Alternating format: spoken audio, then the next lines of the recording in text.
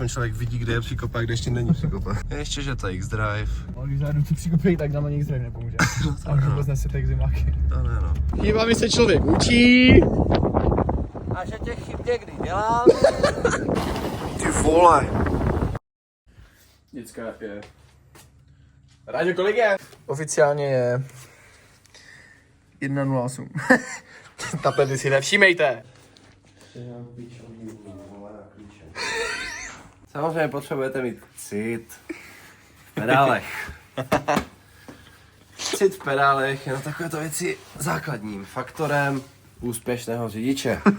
A Jeep Mikina. Jeep. Každopádně je 1:08. A my jsme s Ráďou leželi, že jdeme spinkat. A někdo tady řekl, kámo, no balls. Nepůjdem driftovat. Říkám, komu říkáš no balls? No tak jdem driftovat, no. A zamrzlé. Jako fakt? Jo. No ale nějak to brnká už. GG. To je vlajka, když si koupíte korvetu, tak pak se vám to ukazuje všude. Ono to je ke korvetě. Je no. Člověk, který si koupil novou korvetu, tak to se vždycky dostal. Servisní knížku a vlajku. A víš, někteří lidé by byli jako naštvaní za to, že to dostali. A když si koupíš korvetu novou, tak se jako... No a každopádně nasněžilo, actually furt sněží. Chceme provětrat, no. Actually, čím my to fakt děláme, protože už je 12:30 a už nebyl docela ready spinkat, ale... Já jsem pořád. Já taky, ale dal jsem si tolik monstra, takže vidíme za holku v pohodě. Každopádně cesty jsou zatím docela suché. OK, tak jsem to nejvíc zakšekl. Tady takzvaně pracuješ jenom s váhou auta. Vždycky na druhou stranu, na tuhle, potom kam tady si to chytne, protože tam je cesta. Na druhou klouže mi noha. No. Jde to hezky, tady už zase cesta, takže to zase chytá. GG, tak to bylo celé video, děkuji. Už dneska je krásný Přes ručku. Teď to musí srovnat, ať to nedostane ránu na odvozek, jde na jedno sucho. Dneska fakt jako nádherně, protože zítra je... Tady doprava. Kámo, chytrej. Zítra má být teď úplně, takže je fakt taková úplně světlá noc, takže no takovou romantiku. Tvá predikce byla správná, to bylo celé. Tady si otáčíme domů a jdeme spinkat. Ano. A to bude ještě lepší, ne? Tady měl být už původně sníh. A hlavně... Ráďa říkal. Ráďa říkal, a kdo z vás viděl starší videa, tak ví, že tady jsme jezdili s M4 a s klukama.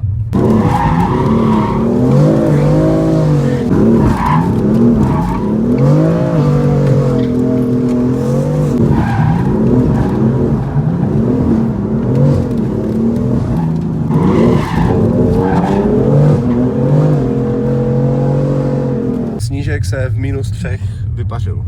Ale ne, tady to stopka. Přímo. Počkej. Stopka, já jsem netrefil brzdný bod, omlouvám, co to nestane. Tady jestli jsem vlak, co tady jezdím jako celkem často, tak jsem tady vlak potkám možná ani jednou. Ani jednou. Zkusím brzdy.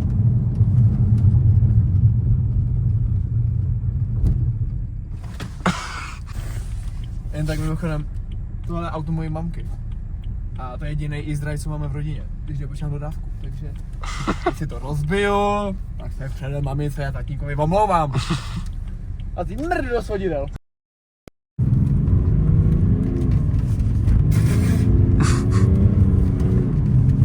To bylo blízko. A šup do letíka.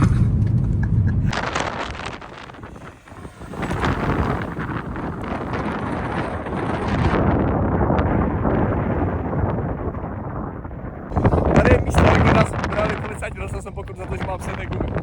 A jenom bych chtěl ukázat, že se vlastně nic moc nezměnilo. Protože vlastně nejde tolik vidět. A tady jsou úplně nějaké random gumy na dojetí.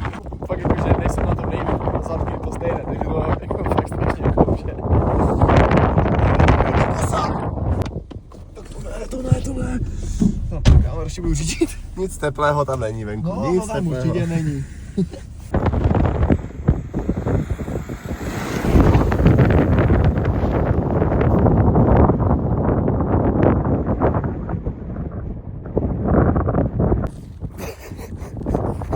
teploměr v autě píše -3, ale ani hovno. Chtěl jsem, nevíš, kde je to?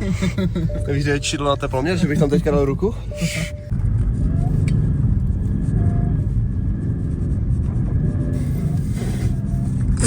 Tak to je super rozhoď. A tady pracujeme s váhou auta.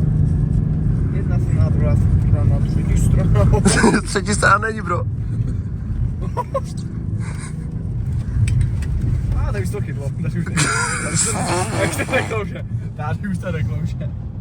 Myslím si, že tady to točení je mnohem lepší, teda jako když venku není sníh, protože aspoň člověk vidí, kde je příkopa, kde ještě není příkopa. No, jsme tam a on byl. Ještě, že to je X-Drive. No kam, ale když zájdu ty příkopy, tak nám ani nic nepomůže. A už vůbec nesete jak zimáky. To ne, no. To projel frajer, jak tak vidím. Tak tady nevím, si vyjedám, kámo.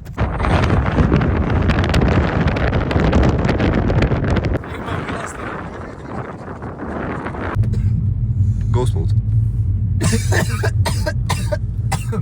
Jo, kluci, já vás obedu. Proč mají srazy? Sorry, kluci, jsme vám to vyrušili tady ten meeting. Spřelevali paraz a tam monster. Našli jsme novou cestu. A tady je to, jakože nejčistší let. Máš takové štěstí, že vím, kde jsme. A je to fakt úzoučka, jo? To, co vidíš, tak to je celá cesta.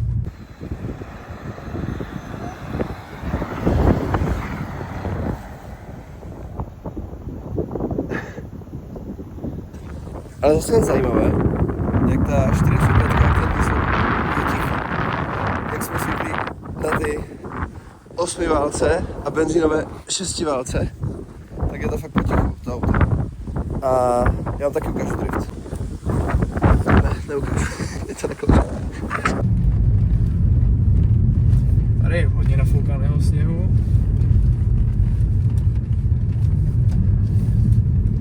Kopečeček. Kopečka.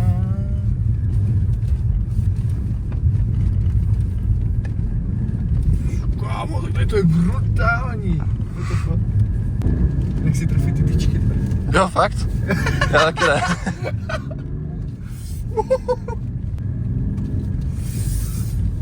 Close call, close call. Podívám se doleva tam hřbitov, GG.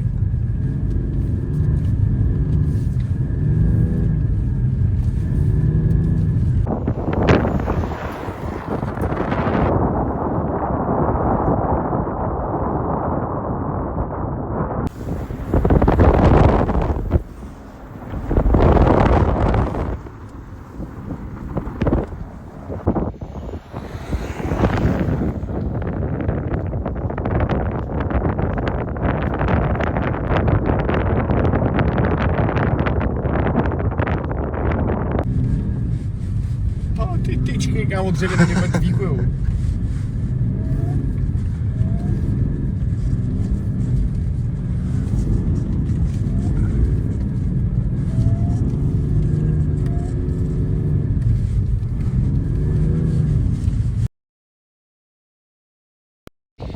Chybami se člověk učí.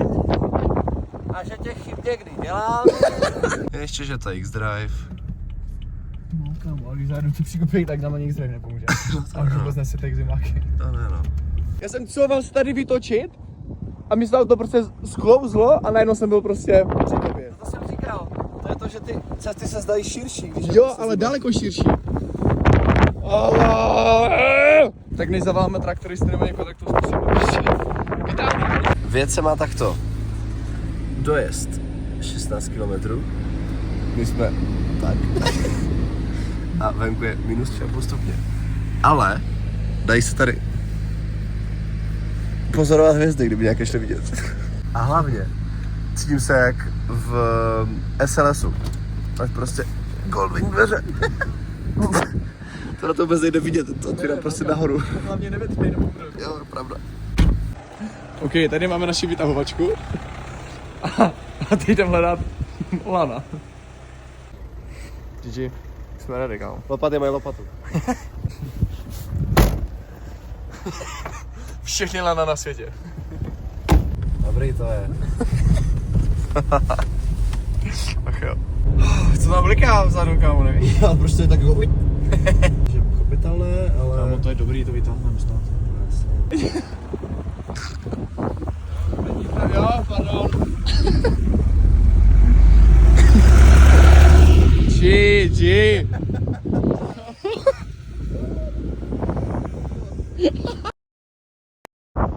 Autíčko pořád na ruby. Už jsem si teďka dal.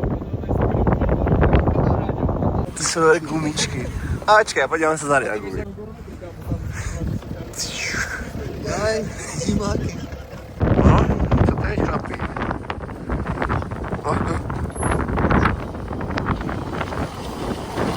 Ty vole.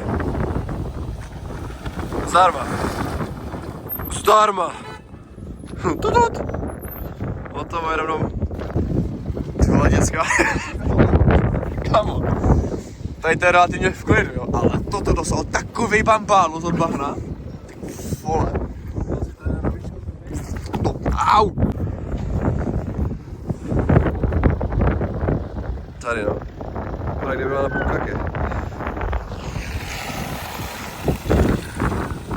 Tady zachránce. Bylo fajn. Jak to pískakal ty brzdy.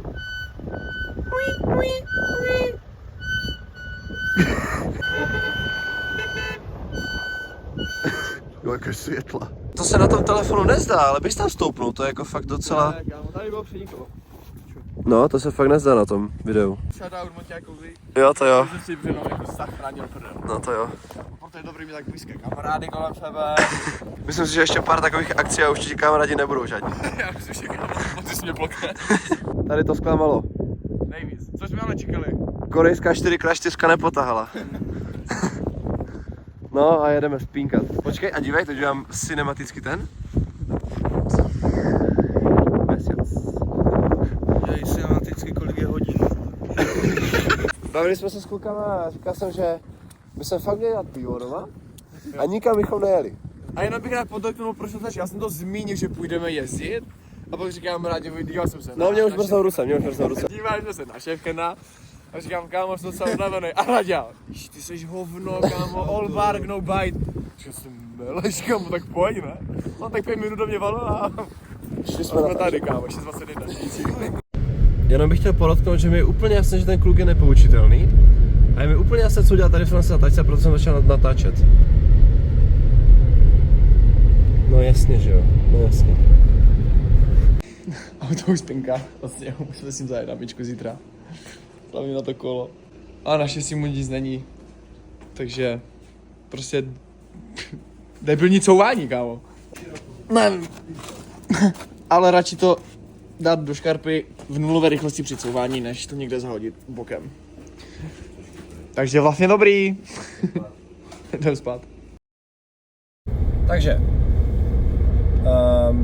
doslova ani ne půl hodinu zpátky jsme se vrátili domů z naší pouze noční hodinové projížďky, ze které se stala velmi dlouhá projížďka.